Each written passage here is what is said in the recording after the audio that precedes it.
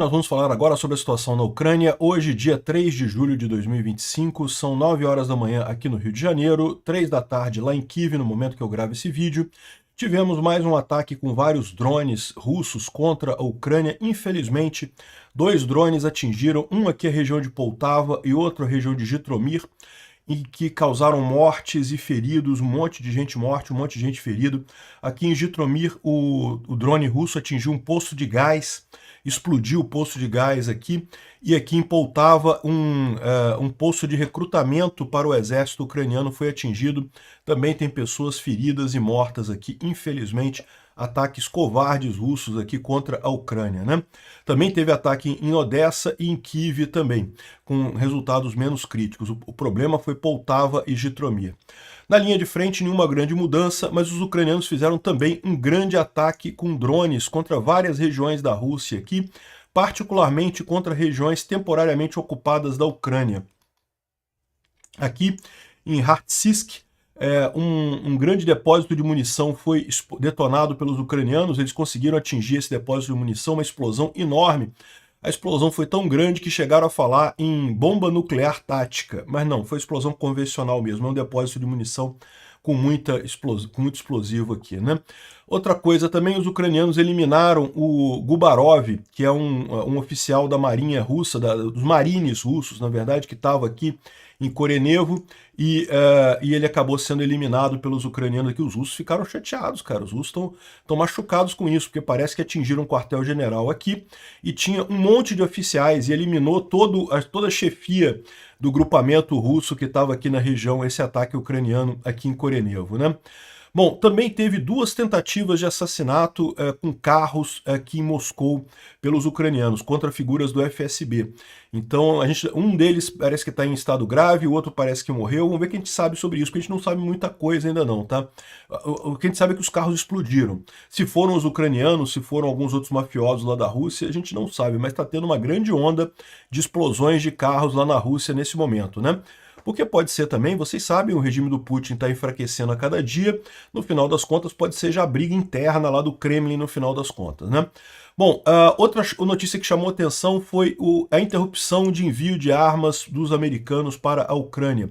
O Trump, numa decisão absurda e totalmente sem sentido, interrompeu o envio de armas que já estavam na Polônia, tá? Elas já estavam na Polônia para serem enviadas para a Ucrânia, e foi interrompido. A desculpa é que tem pouco, o arsenal americano está com pouca coisa, e decidiram não mandar mais para a Ucrânia. Eu, sinceramente, não sei o que está acontecendo, isso não faz sentido nenhum. O que se suspeita é que o Trump está querendo pressionar o Zelensky a aceitar alguma condição do Putin absurda. Eu espero que o Zelensky não aceite. Isso é, claro, sinal de desespero do Putin. Vamos falar sobre esses e outros assuntos em detalhes. Essas notícias foram sugeridas por Bêbado, Senil e Ladrão. Olha, mãe, o Peter leu meu apelido e várias outras pessoas. Obrigado aí ao pessoal que sugeriu notícias lá no nosso site, no wrevolving.com. E obrigado a você que está assistindo o nosso vídeo. Se você gosta do nosso conteúdo, por favor, deixa o seu like, se inscreva aqui no canal, né? Pois bem, antes da gente entrar no assunto, vamos lembrar da nossa vaquinha. A gente está fazendo uma vaquinha para ajudar o pessoal lá na Ucrânia. Pretendemos arrecadar 50 mil reais, o que dá uns 10 mil dólares e um pouco menos de 10 mil dólares, para ajudar o Alex Silva lá com os brasileiros que estão chegando lá em Kiev e não tem onde ficar até assinarem, né? Os detalhes do que está sendo sorteado na rifa tá aqui nessa thread do Twitch. É coisinha de baixo valor, patches e coisa e tal, mas é coisa de coração aqui. São coisas enviadas por soldados ucranianos mesmo para ajudar a Ucrânia nisso daqui, né? E quem vai participar não pode demorar muito tempo não, faltam 2 dias só para a gente fechar a nossa rifa, vai ser no sábado agora. E só tem disponível 1.700 rifas agora das 10 mil, ou seja, falta aí pouco mais de 15% das rifas aqui para vender. Já está difícil de achar número aqui, ó, tudo vendido. Se você pretende participar, não deixa para a última hora não, vai acabar isso daqui, tá? Bom, mais uma vez obrigado aí a quem participou da rifa, quem já doou, e se você não doou ainda, não deixe de apoiar a gente. Bom, falando sobre a situação de ontem para hoje, os ucranianos sofreram um ataque com 52 drones russos. A maior parte foi derrubada, mas nós tivemos 2 problemas sérios aqui. Nós tivemos 2 pontos críticos atingidos pelos russos aqui, tá? O primeiro foi um posto de gasolina aqui em Jitomir, que foi atingido e houve uma grande explosão aqui. Dá para ver a grande explosão aqui na estrada entre Jitomir e Kiev. O posto de gasolina ficava logo aqui na estrada, a gente tem a posição dele aqui, justamente nessa estrada aqui, o posto de gasolina ficava nessa posição aqui, e houve essa grande explosão aqui em Jitomir. Tem mortos e feridos, infelizmente, vários prédios foram destruídos pelo barulho, pela explosão. Tem mais imagens aqui da mesma explosão, aqui mostrando a explosão muito grande. A imagem da explosão em Jitomir está sendo compartilhada online. 2 pessoas foram confirmadas mortas e 15 feridas, de acordo com a administração regional de Jitomir, na Ucrânia, né? Muito triste isso daí. Além disso, teve em Poltava, então aqui é Jitomir, e aqui teve em Poltava também um posto de alistamento do exército ucraniano que foi atingido aqui no centro da cidade. Então, aqui é a imagem do drone do Shahid atingindo esse posto de recrutamento aqui. Mais uma vez, teve mortos e feridos também. É o segundo desses ataques em centros de recrutamento na última semana. O anterior atingiu um prédio em Kryvyi, que é outro drone aqui, foram 2 drones, tá vendo? Atingindo esse posto de recrutamento ali. E existem mortos e feridos, inclusive civis, depois do ataque em Poltava, de acordo com as forças ucranianas, né? Um ataque causou um incêndio no ponto de alistamento militar da cidade e outro atingiu uma área de recrutamento próximo do recrutamento, atingiu uma casa civil. Então, muito triste isso daqui, um ataque covarde russo aqui, né? Bom, agora, também teve ataque ucraniano de ontem para hoje, tá? Drones ucranianos atingiram Lipetsk e Voronezh, essas regiões da Rússia aqui, então a gente está falando aqui dessas regiões aqui, mas também Tambov, Lipetsk e Voronezh, essas áreas aqui, essas 3 áreas aqui foram atingidas. Uma grande explosão aqui, tem várias imagens aqui de explosões. Os russos dizem que derrubaram todos os 69 drones que foram lançados pela Ucrânia, mas a gente tem informação de que atingiram pelo menos uma planta da empresa chamada Energia, lá em Lipetsk, e teve uma explosão muito grande num site chamado Kotovsky, na região de Tambov, né? Tá aqui, ó. Isso daqui é Tambov, a explosão grande que teve lá.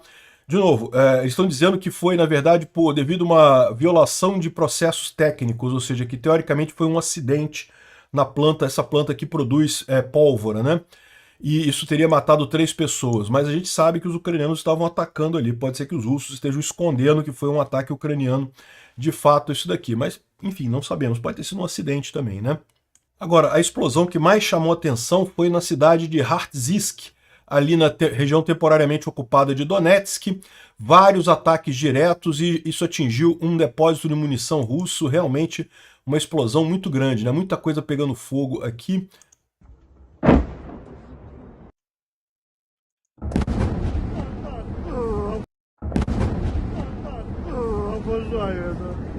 Сука, ну какого хуя, сука.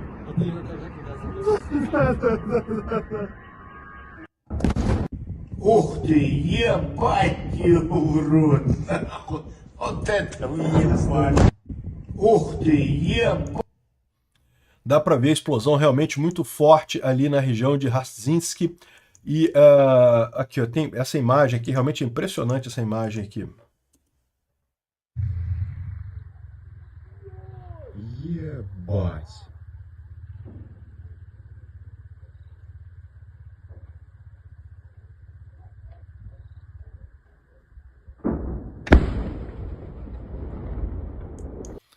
Dá para ver que o cara tá longe, né? Porque o som demora a chegar aqui no local que ele está gravando, ou seja, foi uma explosão muito grande, muito longe, né? E aqui outra explosão aqui também.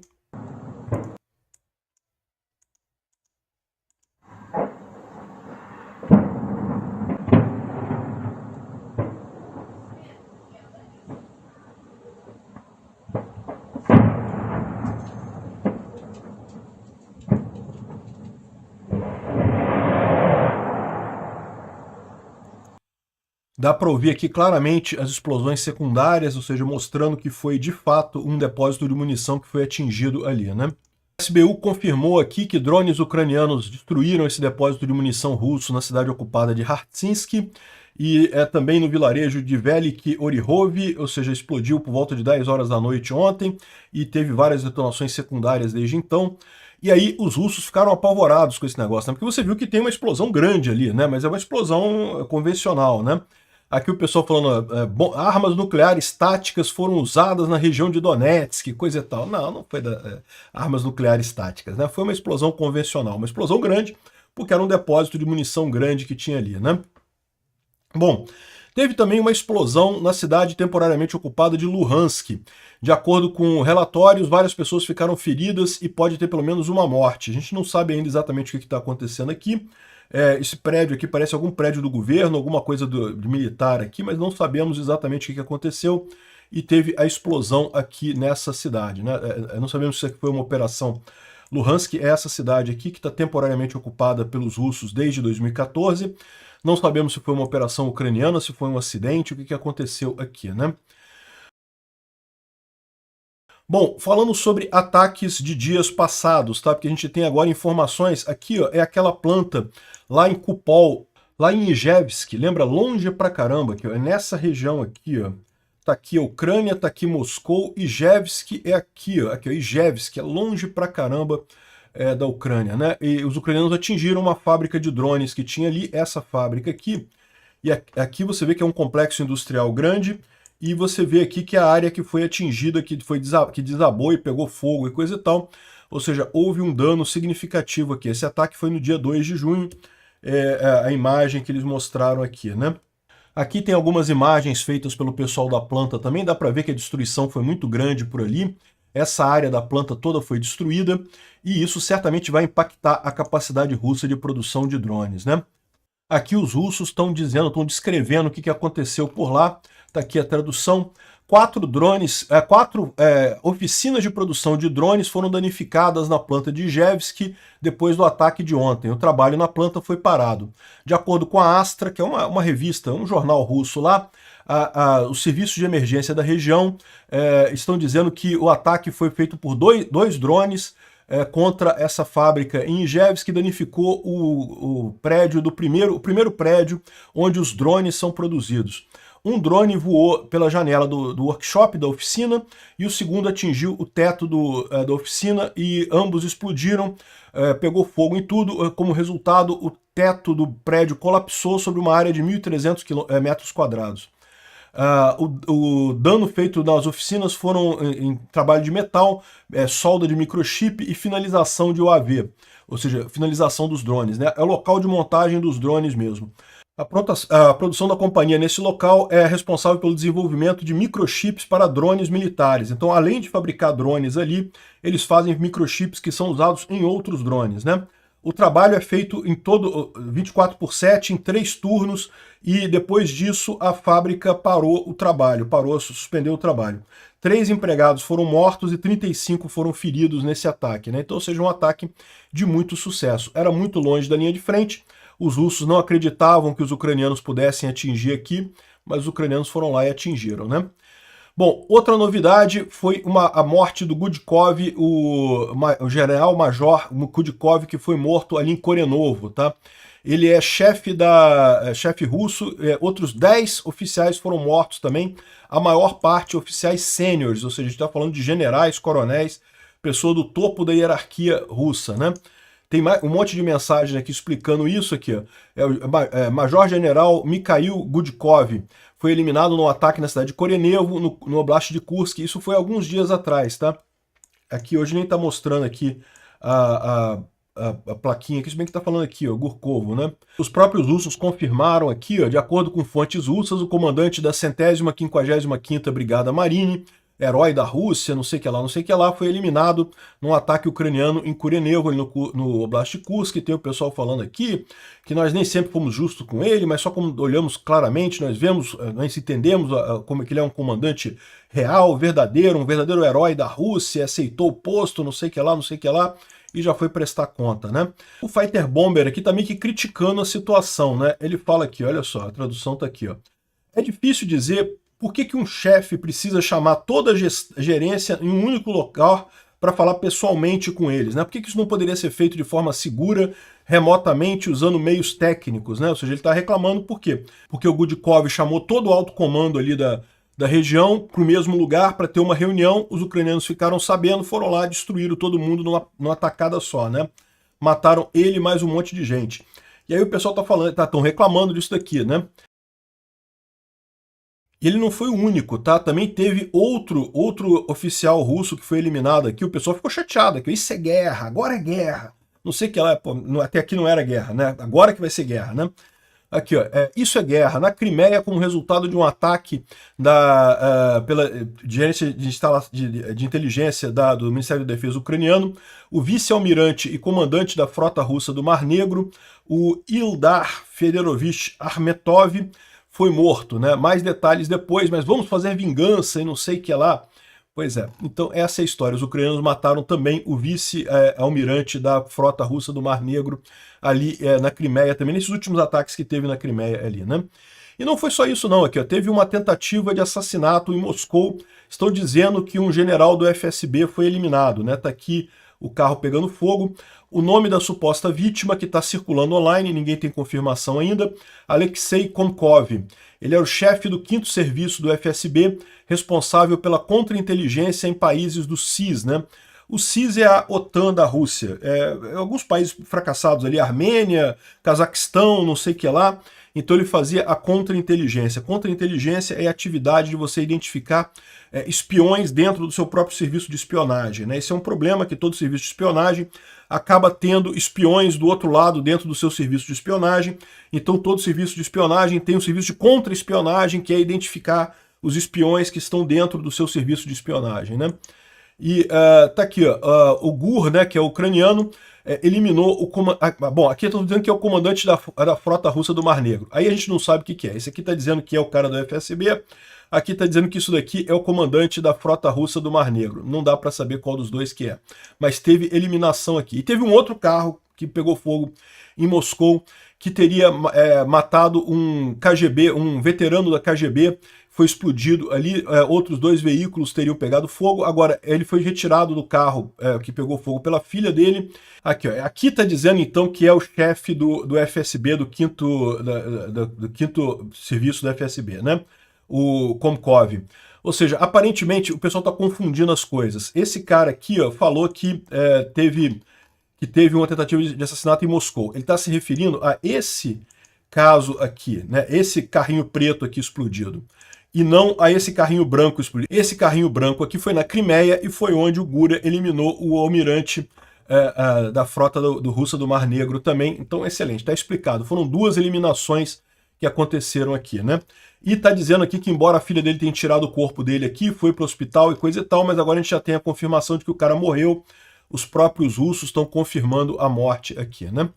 Bom, além disso, a gente tem a informação de que mais um grupo de soldados russos se rendeu aqui, a 810ª Brigada Russa, que está brigando ali na região de Sumy.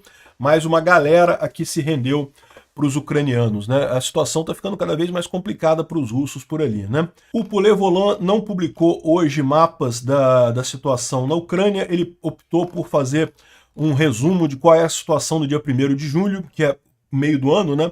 Como é que está a situação aqui nos frontes aqui no meio do ano, mas basicamente também porque, como ele diz, não tem nenhuma grande mudança nesse momento, né? Continua as tentativas de avanço russas, mas nenhuma mudança significativa por aqui, né? Essa thread aqui do Kartina Maslon é bem interessante, está falando sobre a defesa antiaérea russa, que está bastante danificada, né? Ele fala aqui como é que era o planejamento russo da defesa antiaérea antes da guerra, né? Então tem aqui onde ficavam todos os batalhões, todos os regimentos de defesa antiaérea distribuídos em toda a Rússia. E daí ele fala sobre, particularmente da Crimeia, onde é que ficavam na Crimeia, um monte de coisas aqui na região da Crimeia, justamente porque a Crimeia sempre foi uma região sensível para os russos, né? E aí ele descreve aqui nesse texto dele, né, que 12 regimentos de mísseis antiaéreos eram separados da República da Crimeia na parte europeia e outros 10 regimentos de mísseis antiaéreos como parte de grupos ao redor de aglomerações de capital. Estavam todo mundo vivendo pacificamente até que chegou os drones, né, até o surgimento dos drones. Os drones revelaram falhas nessa estrutura perfeita, né? Ou seja, as defesas antiaéreas russas eram perfeitas, não tinha como atingir elas, porque elas detectavam qualquer coisa chegando, então se tentasse com um míssil destruir a coisa, não conseguiam, né? Mas os drones revelaram falhas, os radares de mira padrão dos alcances DM e SM param de enxergar alvos voando abaixo do alcance declarado. falhas de projeto não permitiram o trabalho com drones, mas os complexos incluíam os 76N6, que são esses elementos aqui, ó, que tem maior altura e aí conseguem pegar drones que estão voando mais baixo, né? Então isso daqui era o que eles tinham. Eles tiraram, eles já estavam desgastados devido a longo tempo de armazenamento em armazéns, mas foram levados para áreas ali na região para tentar evitar os drones atacando esse pessoal, né? Esses sistemas, né? Apesar de serem sistemas muito caros, 20 milhões, 15 milhões o outro, os drones ainda conseguem se esconder no relevo e chegar perto. A linha do horizonte se aproxima bruscamente, o drone voa praticamente dentro do buraco ali desses sistemas, né? Então, mesmo com esses sistemas, eles não conseguiram proteger.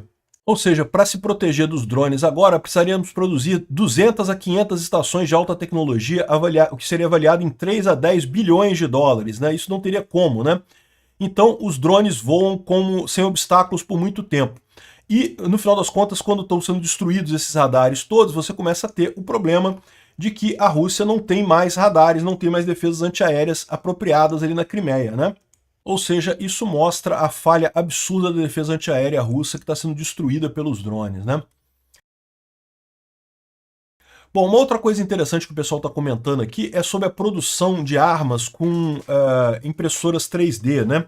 Isso é uma coisa interessante porque é o que eu falo para vocês, é parte da descentralização, né? O pessoal sugere que seria muito melhor fazer moldes de injeção. O que são moldes de injeção? É outra maneira de você fazer essas peças, é muito mais rápido, né? Para quem já usou impressora 3D sabe que isso aqui tá rapidinho assim porque tá acelerado, tá, gente? Isso aqui leva horas para fazer esse molde que o cara tá fazendo aqui, né? A impressora 3D, ela é lenta para fazer as coisas, né? Muito mais rápido você fazer com uma injeção com isso daqui. Você faz o molde, prensa a coisa e gera automaticamente as peças necessárias ali. Por que o pessoal não usa molde e usa impressora 3D? E aí o que eles colocam é porque justamente isso permite a mudança do projeto rapidamente, né? Qual que é o problema do molde? O molde você leva um tempão para preparar ele, quando ele está pronto você consegue gerar 5.000 daquelas peças rapidamente, mas para fazer um molde é demorado. E se você quer fazer uma mudança, não, agora eu quero mudar um detalhezinho aqui. Com o molde é complicado, com a impressora 3D não. Imediatamente você muda lá o desenho no CAD, a partir dali começa a produzir já o novo modelo, né? E aí, como é que o pessoal tem resolvido isso? Você bota muitas impressoras em paralelo. Você tem oficinas, na Ucrânia eu vi isso, um monte de impressora 3D, uma do lado da outra, fazendo esse tipo de coisa. Por mais que cada impressora em si seja lenta, né, a velocidade de produção acaba sendo alta. E com a vantagem de que você consegue mudar o projeto rapidamente, ou seja, isso é a inovação, né? E esse é o ponto que eles colocam aqui, por que as impressoras 3D continuam sendo muito usadas aquilo ali. Por mais que você tenha ganhos de escala na produção de moldes injetáveis, a impressora 3D te dá essa mobilidade, te dá essa facilidade de trocar o projeto, de mudar as informações. É bem interessante a thread deles aqui, né? Bom, e finalmente uma outra curiosidade que está saindo aqui, os prisioneiros russos são mandados de volta para a linha de frente assim que são devolvidos para a Rússia, né? Então quando tem troca de prisioneiros, né, os ucranianos voltam para a Ucrânia, os russos voltam para a Rússia, e os russos não podem dar baixa, os ucranianos podem optar se eles vão voltar para a linha de frente ou vão ficar em casa. Os russos imediatamente são mandados para a linha de frente, eles não têm alternativa, o pessoal está bastante chateado. Teve vários casos de soldados russos que acabaram cometendo a palavra com a letra S, que eu não posso falar aqui no YouTube. Bom, uma notícia que chamou atenção e que o Instituto para Estudo da Guerra está falando aqui é justamente sobre a interrupção do suprimento militar para a Ucrânia, inclusive interceptadores críticos de defesa antiaérea, e vários outlets de mídia, né, vários jornais, reportaram que fontes disseram que no dia 2 de julho os Estados Unidos parou o suprimento de armas para a Ucrânia, afetando inclusive o PAC-3, que é o interceptador usado pela Ucrânia, né? O que é uma coisa totalmente absurda. Veja, essas armas são armas defensivas, não são armas ofensivas. Os ucranianos não vão atacar a Rússia com isso, eles estão se defendendo da Rússia com isso. Não tem nenhuma justificativa para os Estados Unidos não mandarem essas armas, porque pararam, inclusive, a produção de armas que estavam sendo encomendadas pela Ucrânia.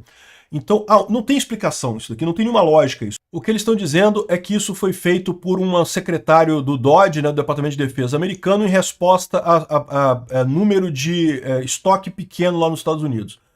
o que é um absurdo por si só, porque no final das contas os Estados Unidos não estão em guerra.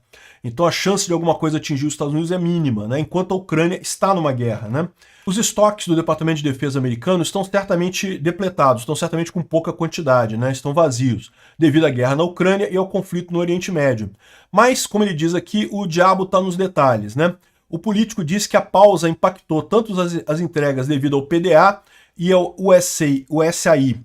São mecanismos diferentes. O PDA é o Presidential Drawdown Authority, que é o mecanismo que o presidente pode permitir que estoque americano seja enviado para aliados. Isso vai ser depois reposto com a produção lá nos Estados Unidos. Agora, a USAI, a Ucrânia, é a Iniciativa de Assistência para a Segurança da Ucrânia, e faz com que a Ucrânia possa comprar armas dos produtores americanos. Então isso daqui não tem a ver com estoque americano, né? Você pode até dizer que o PDA tem a ver com estoque americano, mas o USAI não tem, e ambos foram parados, né? E as entregas dos drawdown pela administração Biden já esperam de qualquer forma concluir esse verão.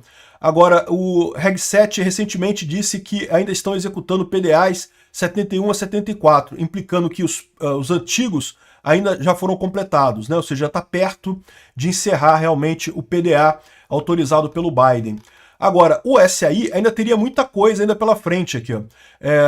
As entregas pelo SAI, que também foram naquele pacote de ajuda do Biden, ainda teria 10 bilhões que podem ser usados pela Ucrânia. Já foram 31 bilhões usados, mas ainda faltam 10 bilhões no final das contas, né? E isso daqui não faz sentido, porque isso não tem a ver com os depósitos do Dodge americano, né? Agora, vamos ver quais são as munições exatas, o que os Estados Unidos está se retendo. É coisa que já está na Polônia. Eles estão na Polônia para ir para a Ucrânia e foi parado esse envio, né? São 92 mísseis AIM-7 Sparrow, 30 PACs, que é o interceptador do Patriot, 8.500 rounds de cartuchos de obus 155, 142 mísseis Hellfire, 252 GMLRS, ou seja, HIMARS, né? 25 mísseis Stinger e 125 armas de tanques de reconhecimento AT-4. Então é basicamente munição. Essa munição é cara, é um bocado de dinheiro isso daqui, mas é munição que já estava prometida, já estava na Polônia para ser entregue para a Ucrânia. Por que os Estados Unidos pararam isso? Como a gente falou, se fosse só do PDA, você podia até dizer que realmente é porque o estoque está baixo, não sei o que lá. Mas não é estranho isso? Se o estoque está tão baixo assim, por que não impediram isso de sair dos Estados Unidos? Já chegou na Polônia a coisa. Além disso, como diz o Colby Barudar aqui, é uma lista bastante modesta. Você vê aqui, ó, não é uma quantidade monstruosa de munição isso daqui, né? Não é nada que vai afetar o DoD, o Departamento de Defesa americano. Os Estados Unidos têm muito mais do que isso no estoque deles, né? E olha só, o AIM-7 é particularmente escasso devido ao uso pelos bombardeiros americanos. Só que isso não estava incluso no PDA, significando que vinha via o SAI, ou seja, não vem dos estoques do DoD, né? O Hellfire, que também nem se sabia que a Ucrânia recebia esse Hellfire, o Hellfire é aquele míssil, ele é muito usado por Israel no Oriente Médio, tá? A Ucrânia realmente a gente não sabia que usava esse tipo de míssil. O que ele faz? É aquele míssil que não é explosivo. Ele é preciso, quando você quer matar uma pessoa que está num carro, você atinge o carro sem ele explodir, então limita os efeitos colaterais, atinge só aquela pessoa. É muito curioso. A gente nem sabia que a Ucrânia estava recebendo esse tipo de armamento, nunca demos notícia de ataques desse tipo pelos ucranianos, né? A única coisa que pode fazer algum sentido são os HIMARS, né? O GMLRS é interessante porque, de fato, ao contrário, eles têm observado um aumento no uso de GMLRS na Ucrânia nesse primeiro semestre do ano, né? E justamente porque foram comprados via o SAI, então não faz sentido, isso não vem do estoque do governo americano, né? E a Lockheed Martin está produzindo 14 mil por ano. Então, peraí, 250, você está dizendo que o Trump parou 250 de uma coisa que é produzida 14 mil por ano. E parou porque estava parando o estoque, porque o estoque americano estava ficando vazio. Você concorda que não faz sentido esse tipo de coisa? Isso não faz sentido. Justamente agora que o Trump esteve lá na OTAN, conseguiu alcançar os 5% de alvo na defesa europeia e coisa e tal, isso vai acabar prejudicando a defesa, as empresas de arma americanas, porque agora a Europa vai gastar mais com armas. O Trump queria vender armas americanas para a Europa, mas agora é muito mais interessante para a Europa comprar da própria Europa, porque como é que vai comprar dos Estados Unidos? Você pode ter esse tipo de problema deles embargarem, não enviarem, não deixarem nem você comprar armas deles, né? As pessoas responsáveis são essas duas U-7s aqui, que estão sabotando deliberadamente essa entrega de armas lá no Departamento de Defesa americano, e não se sabe exatamente o que está acontecendo nessa história, né? Tá todo mundo falando sobre isso daqui. O The Economist que pausou a ajuda para a Ucrânia, enquanto o Pentágono diz que é uma medida temporária, ilimitada e não sei o que lá. No entanto, parece parte de uma pressão coordenada do círculo do Trump para empurrar a Ucrânia a fazer concessões políticas para a Rússia, né? Até a Folha de São Paulo está falando aqui, ó, Trump corta ajuda militar para a Ucrânia e a Rússia celebra, né? Celebrando mesmo. Por que o Trump cortou a ajuda militar para a Ucrânia abruptamente? Porque agora, né? A única coisa que explica isso é que ele quer botar pressão no Zelensky para concordar com alguma demanda da Rússia para ter paz, né? Tipo, entregar territórios que a Rússia quer e alguma coisa assim. Eu espero que o Zelensky não faça isso.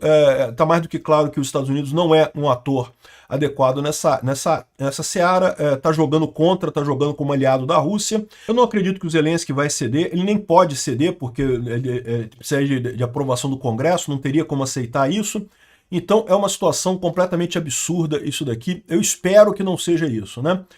Bom, o deputado Brian Fitzpatrick, ele já fez uma carta pedindo que o Trump retome o envio de armas para a Ucrânia, e vocês sabem que está acontecendo uma votação da OBBB, né? O pacote grande e bonito do Trump, que está com dificuldade de passar, tá? Ontem eles não conseguiram os votos, não, estão tentando aprovar na Câmara. Pode ser que o Trump se veja forçado a fazer coisas por conta disso. Vamos ver o que vai acontecer aqui. É uma situação muito crítica, uma tristeza muito grande que o Trump está fazendo, uma maldade absurda isso. Obrigado por assistir o vídeo até o final. Se gostou do conteúdo, não esqueça de deixar o seu like, isso ajuda o canal a crescer e a chegar para mais gente. Se não gostou, deixe o dislike e explique nos comentários como podemos melhorar. Comente também sugestões de temas que podemos trazer por aqui. Comentários insultuosos ou defendendo ditaduras e criminosos de guerra serão sumariamente bloqueados. Agradeço a compreensão. Se ainda não é inscrito no canal, considere se inscrever clicando no botão inscrever-se abaixo e marcando a campainha para todos os avisos.